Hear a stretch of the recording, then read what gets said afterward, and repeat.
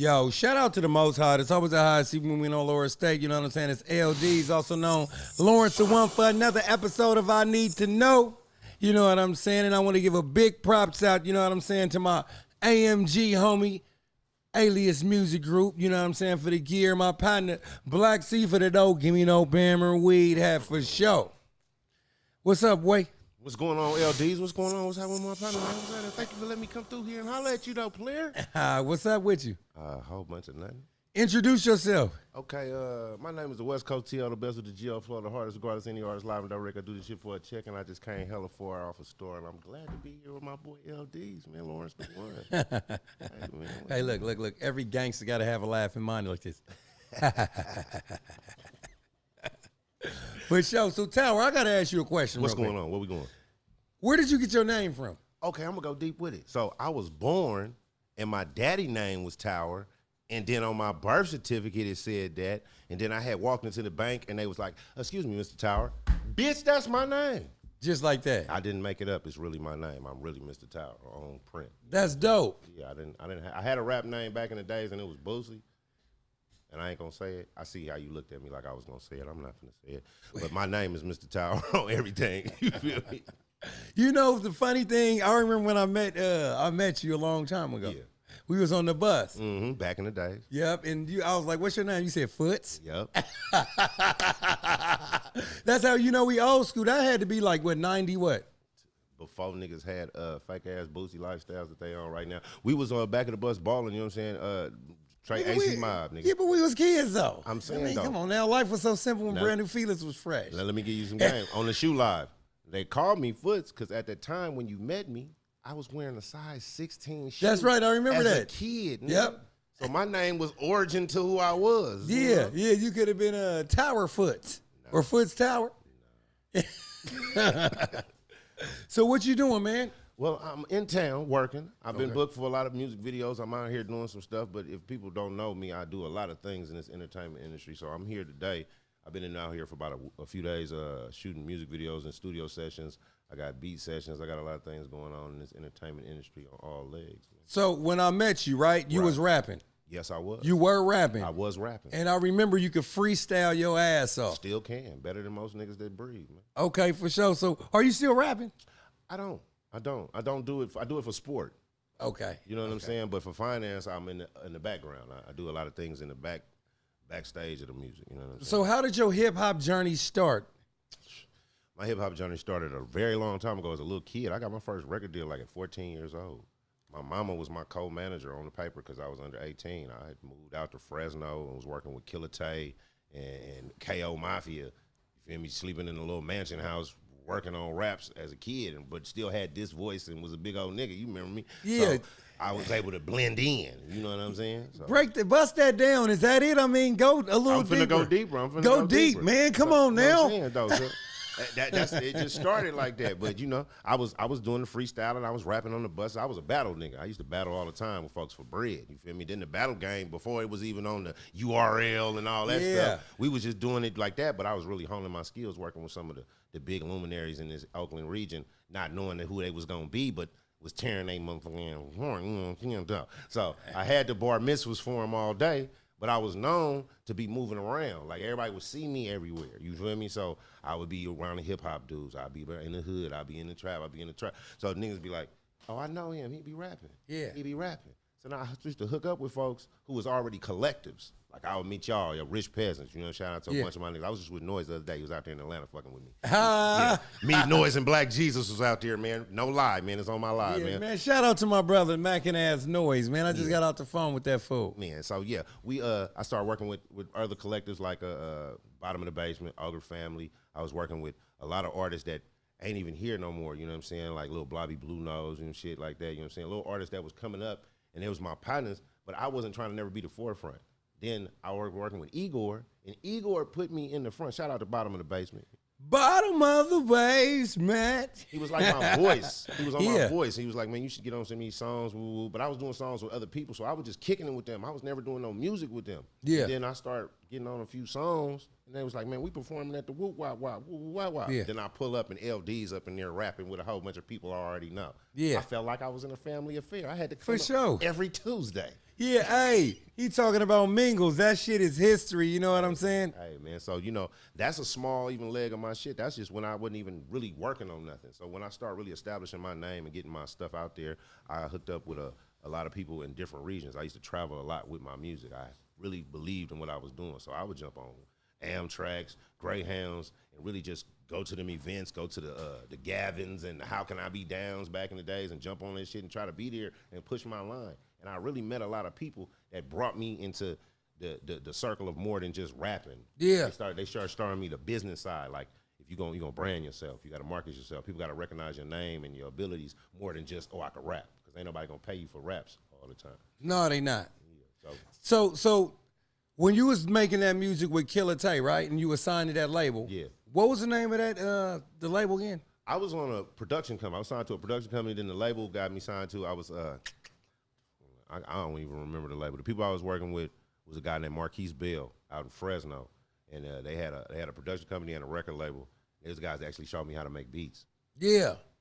The day I learned how to make beats, like ASR 10, MPC 2000, when the pads was on the other side, and ADATs, the VHS tape looking ones. You feel me? So working that move, I learned how to really like put together and formulate music, but from a person that played in a band. So he gave me like music theory back in the days before I even knew what it was. So then I came back to the Bay. Speaking of Mike? No, when I came back to the Bay,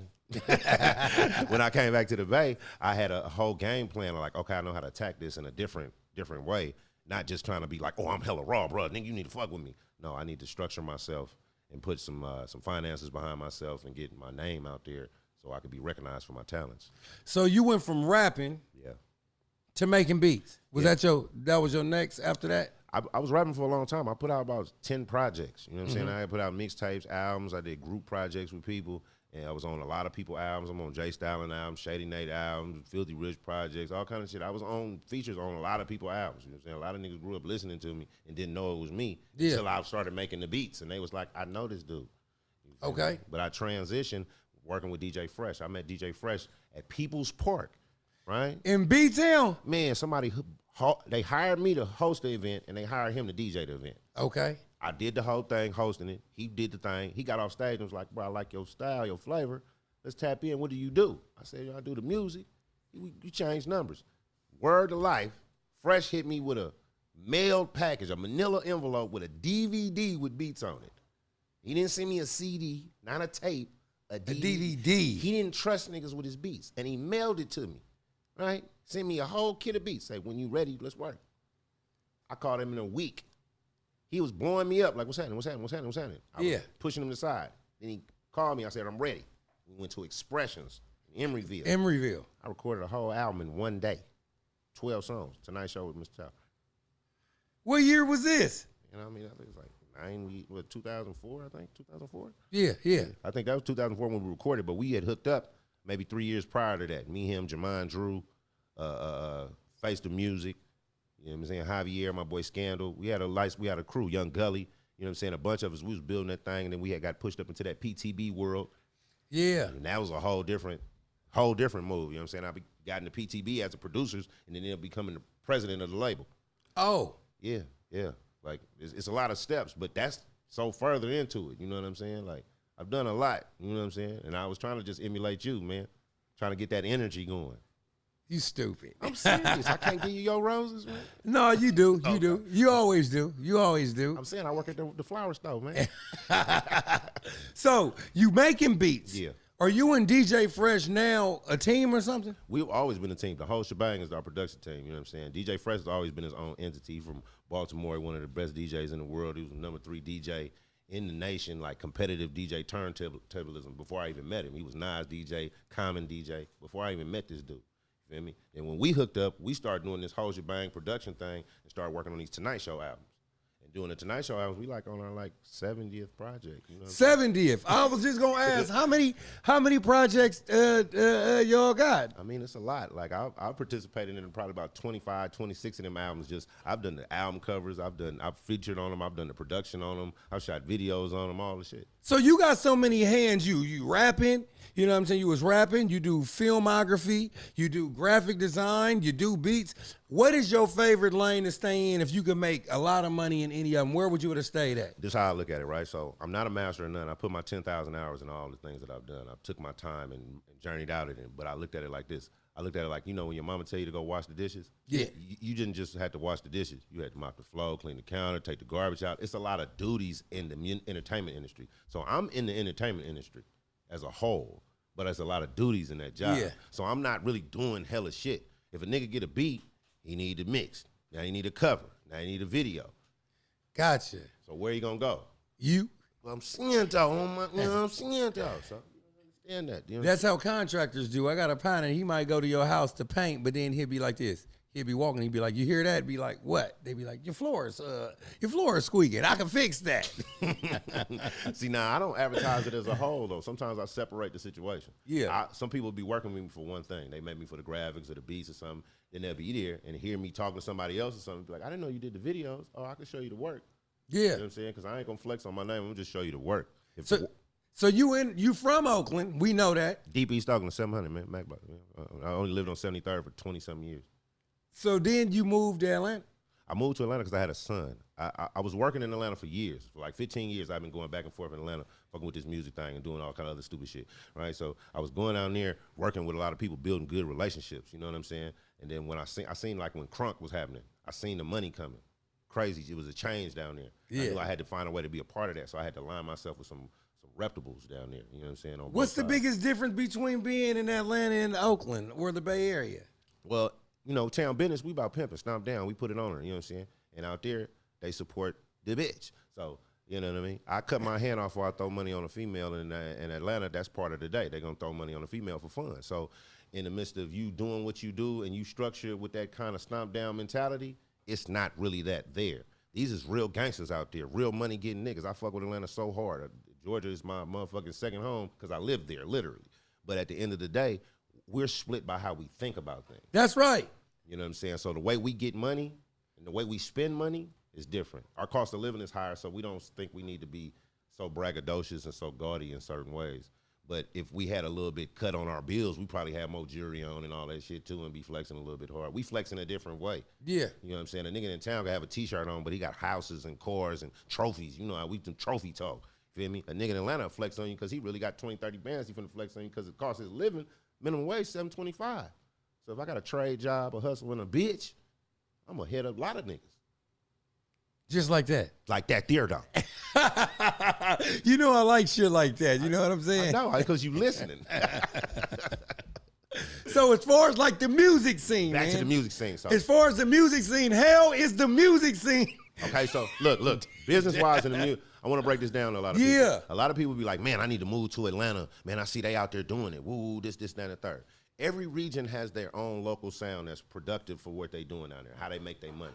In Atlanta, if you're in Atlanta, you got to do Atlanta music. Now, this is a local breakdown. Break this down. If you are popping in your region, that means you have to be local in that region. You have to make music that's conducive to that area. If you're from New York, you got to make some New York music to be popping in New York. If you're in L.A., you got to make some L.A. music to be popping in L.A. If you in Atlanta, what you got to do? Make music that's popping in Atlanta. But you can't be coming with no, I'm from somewhere else and make a fake Atlanta song with your try to make an Atlanta song to get popping. That's going to make you look boozy because now you faking it. Some artists could get away with it, right? No. Not even, no. Not even, it's not a get away with it thing. It's an understanding that's their culture. So first of all, you come and appropriating the culture of a Southern man who grew up with a background and grandma who taught him how to do this, and collard greens and all this, and drum majors. That's why the drums got the triple drums, because them niggas got drum and band in the class. It's part of their background. Yeah. We mobbing because we live in California. It's a long stretch. We drive slow. That's right. Go to our culture. So it wouldn't work when you try to throw it on there. And they not having no West Coast mix. So is it safe to say, real quick, because I want to really get back into this, but Cool. is it safe to say that do you look at J. Cole as a down south artist? I mean, he's from the South, the state that he's in, but he's a diverse artist in his sound because the sound he makes is not made for the Southern DJ. When I think about music, I think about what the DJ plays. Okay. And the region they coming from. Yeah. You could be from North Carolina, but not make music that North Carolina DJs are playing because they playing music that fits to the southern perspective of North Carolina in most areas. Or they might have a hip-hop situation where they're playing to the more backpack scene. Yeah, okay. But J. Cole fits a pop. He got the radio hits. He got the backpack records. And he got some more urban records like ATM and stuff like that. They got a more bounce to it. So he can get thrown in the mix. But he's not going to be classified as the same record as like that Money Move we was just listening to. That hit. Yeah. That's a southern record. That's right. Bag Yo. But so the DJ wouldn't mix them together unless they could find a tempo match. Not basically what he talking about or his content. It's really about that tempo and that vibe. Hey, I like how you just broke that down. Had to so the people can understand it, man. I'm here with Lawrence the One, man. LLC, Hey, I like that. That had a good ring to it. Who you here with? Lawrence the One on Fame LLC. Don't forget the media, though. You can't forget the media. Hey, man. So, back to Atlanta. Yeah.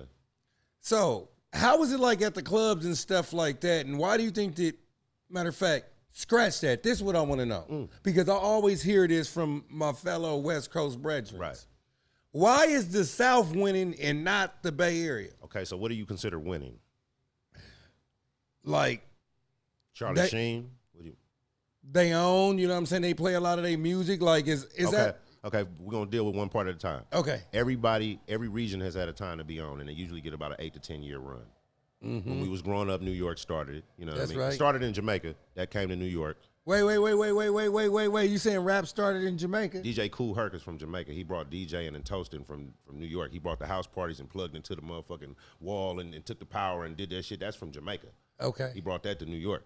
So is it safe to even say DJ Kool Herc, what part of New York did they start? Oh, they started on an actual notorious location with an address that's planted in my brain, but I can't remember the actual first 3 numbers, but I do know the...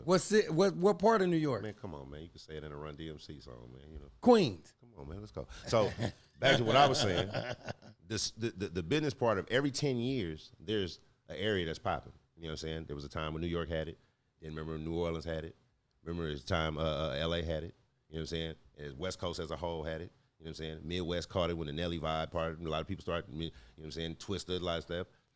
Those regions dominate for that time. That's right. Then it moves on. So right now, we just looking at their time. And you got to respect it. That's right. Because we was dominant for 20 years. So now niggas is like, man, the South winning. We need to go down there. No, you need to get up on your shit, master your craft. And when the wind blow by you, you need to catch that motherfucker in the jar. Yeah. Just like that. That there, though. You know what I'm saying? So in the music scene, when you go to Atlanta, like I said, when I said earlier about the strip club situation. Yeah. We don't have DJs here. So in the strip club, there's a DJ. There's a master of ceremonies on the mic, and there's a DJ conjuring up the sounds. In the Bay, we be outside. We hit donuts. We go to a little function. It's one dude, and not to disrespect nobody when y'all hear me say this, but the culture of the DJs in the Bay Area is not based on the culture of the people that make the music. That's right. So we have a lot of people that are different nationalities that actually play the music. In the South, it's all niggas shouting. Goddamn, you feel me? It's niggas in there playing the music. So if your cousin is the DJ and another black man own the building and another black man is the security, it's kind of easier for you to get your music played up in there. So, on the radio. Black man on the radio. Black man is the program director. Black man on the station. 94.5 streets owned by black folks. Play black music all day. It's not hard to get on the radio in a different region that's not dominated by other stuff. We're a top 40 area. It's not an urban station here. It's a business thing. So was that equivalent to y'all 106.1 KMM? It's more of equivalent to like the New York stations. But in the sense of this, in the South, they actually play a lot of local music, like on the radio. So do you think that all day?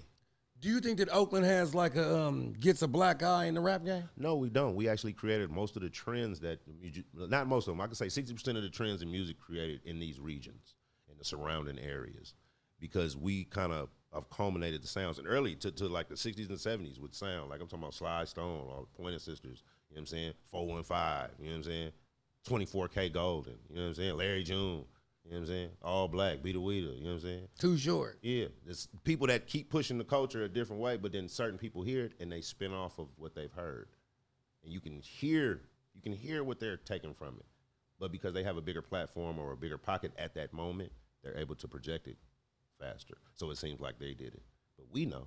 And then sometimes they give us the homage. We get like a Yo Gotti Act Right video shoot, you know, and he comes and does a Bay beat in the Bay region and pays homage to the Bay. But sometimes we don't get it, and it's like just a rip, and we're like mad at what's going on. But instead of being mad, like I said earlier, get your brand up and handle your business and structure yourself and promote yourself to the brand. You know what I'm saying? Capture that win. Yeah. So what is one of your biggest highlights in your career? Sitting here with Lawrence the One on Fame Media LLC. Thank you. Yeah, I'm saying. To be able to tell my stories, you know what I'm saying, the things that I know. Because a lot of people know who I am. A lot of people don't really know my face, or they know my name and don't correlate it with the face. So at the same time, I've done a lot for a lot of people.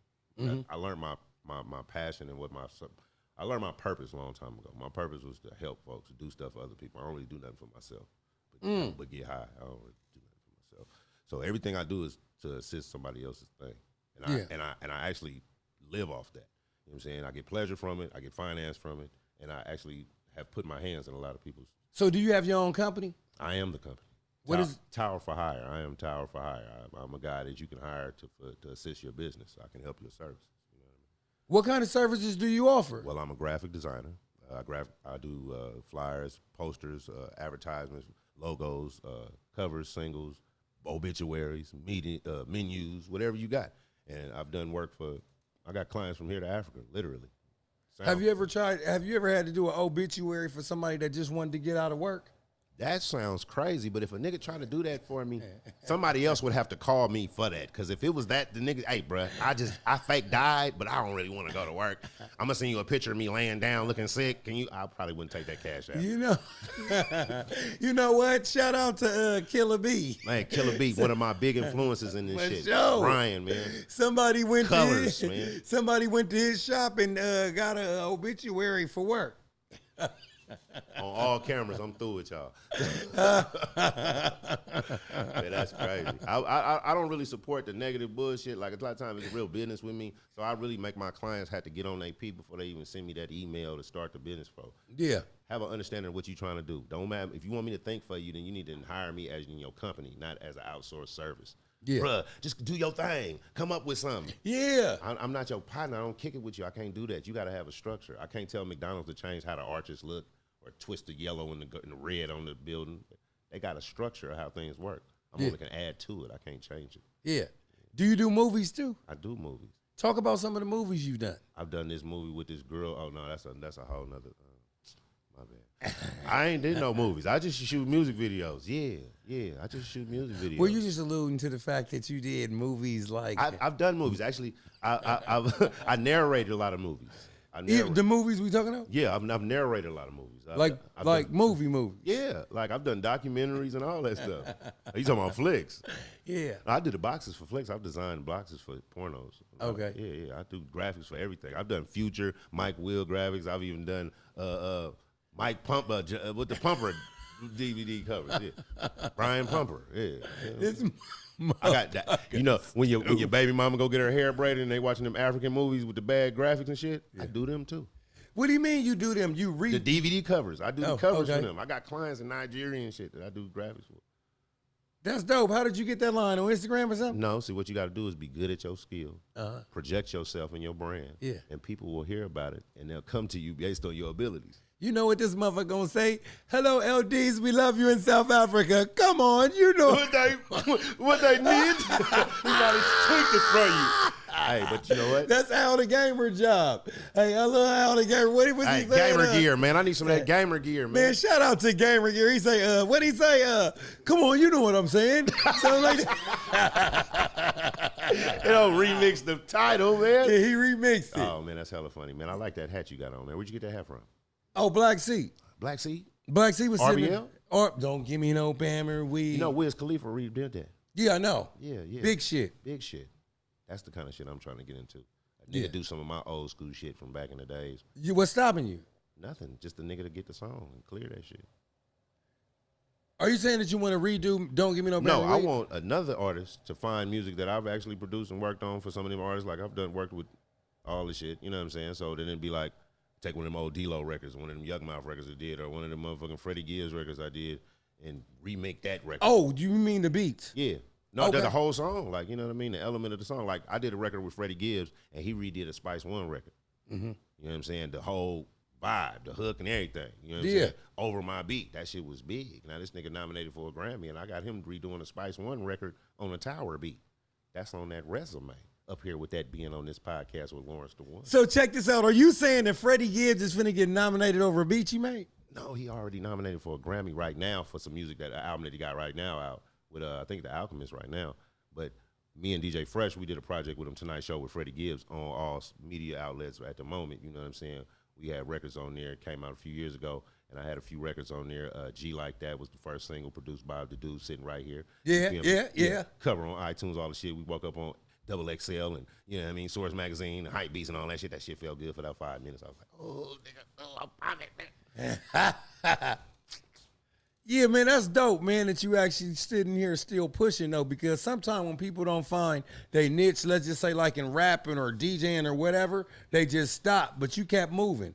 I didn't really have a niche. This is all I really could do. Like, my whole family do music. You know what I'm saying? My cousin is Richie Rich from 415 fame. My aunt is in the Rock and Roll Hall of Fame. She was in a group called Stone Ground and was on Warner.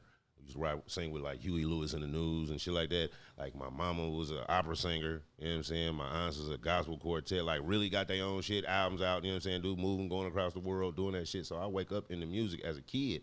So the only option was to get some money some other way that's not cool. Have you ever did a song with Richie Rich? I got hella songs with my cousin. That's my blood cousin, not my street cousin. That's my auntie's son. You know what I'm saying? I've produced records for him. I do all his graphics. The last 4 projects he dropped, I did all the covers to him.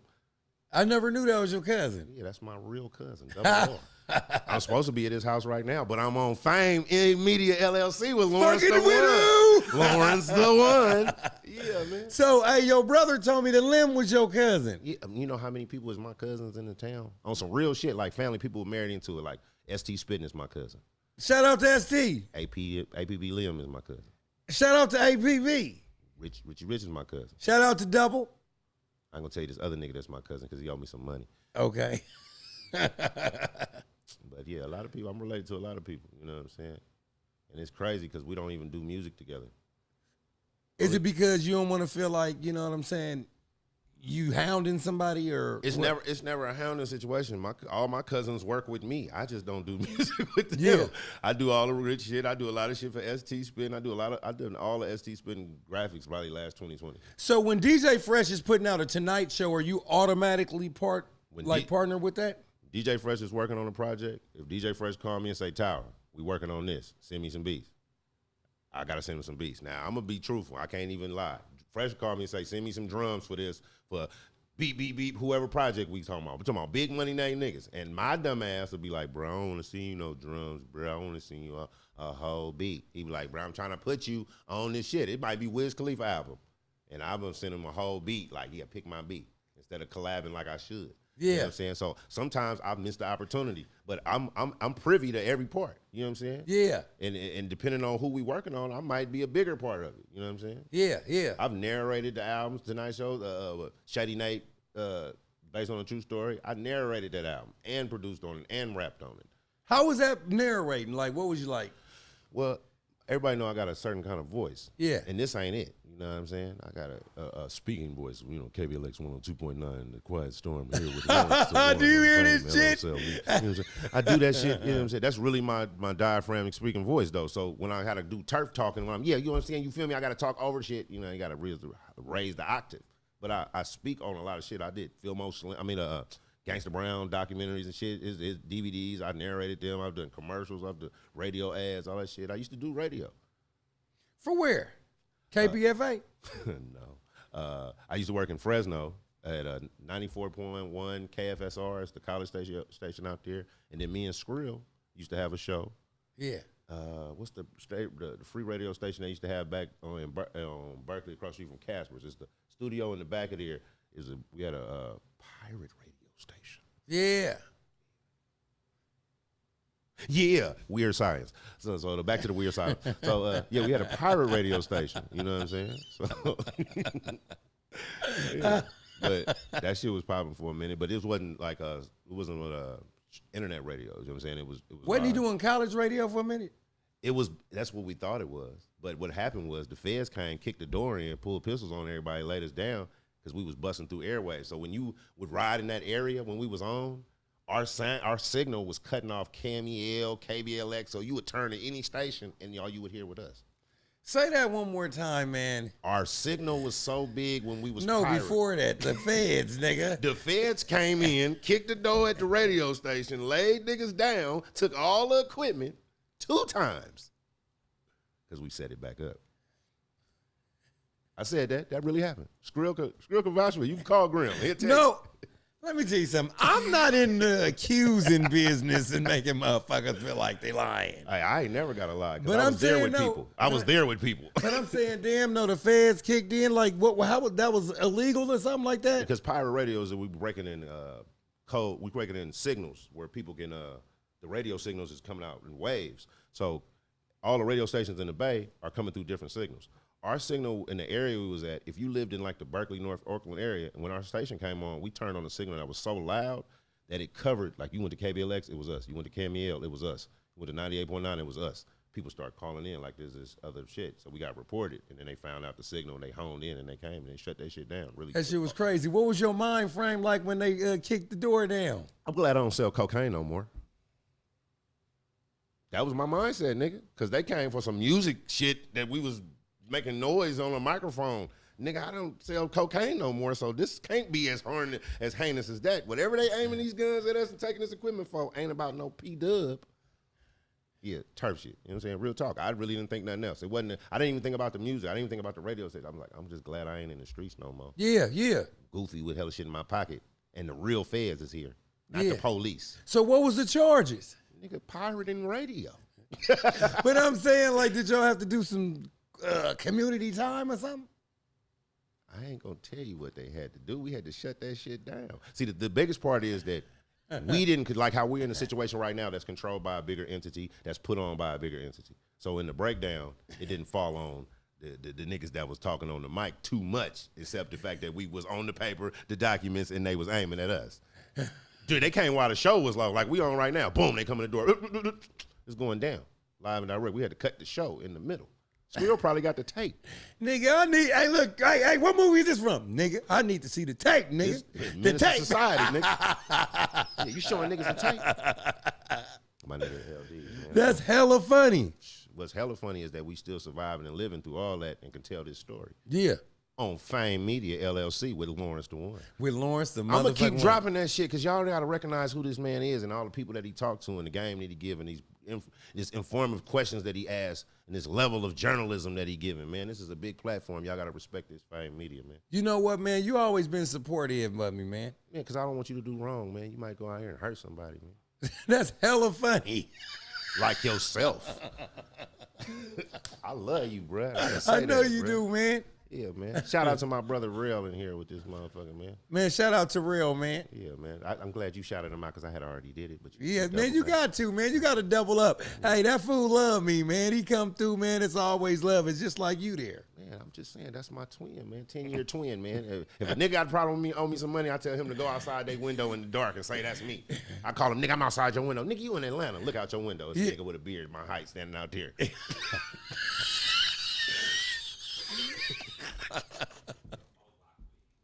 That's hella funny. Now send the cash app, nigga. For sure. Before we get out of here, man, tell me where they can find you. They can't find me, but you can book me, though. Tower for Hire on that Instagram. You can call my phone, but don't do it real fast. Don't call my phone after 10 o'clock if you're a grown man. That sounds suspect. But you can hit me on. What if the waves are coming through? Then I need a better barber because I'm growing dreads right now. Hey, you can hit me on Instagram, on everything, on Tower for Hire. I'm Tower for Hire on everything. My videos have Tower for Hire on them. My beats have Tower for Hire on them. My Instagram is Tower for Hire. Tower, number 4, H-I-R-E for you niggas that can't spell. And, hey, check out my shirt I got on right now, man. It's a jacket shirt made by my boy KR Dub, man. He did the graffiti on here, took the photo on here, and then made the shirt of this shit. I had to get that out. And footwork, my boy ST Spittin', man. You know what I'm saying? It's his clothing line. I'm rocking this all the way to the socks right now, man. Y'all got to get some of that footwork gear. For sure, man. Them dope. See, I told y'all. Even he said it. Well, thanks for coming through, man. No, thank you for having me. I'm L-Deez for another episode of I Need to Know. My motherfucking bruh, Mr. Tower. That's what they call him everywhere. At the bank, and as usual, come on, you know what I want. I love when that nigga say that shit, bro.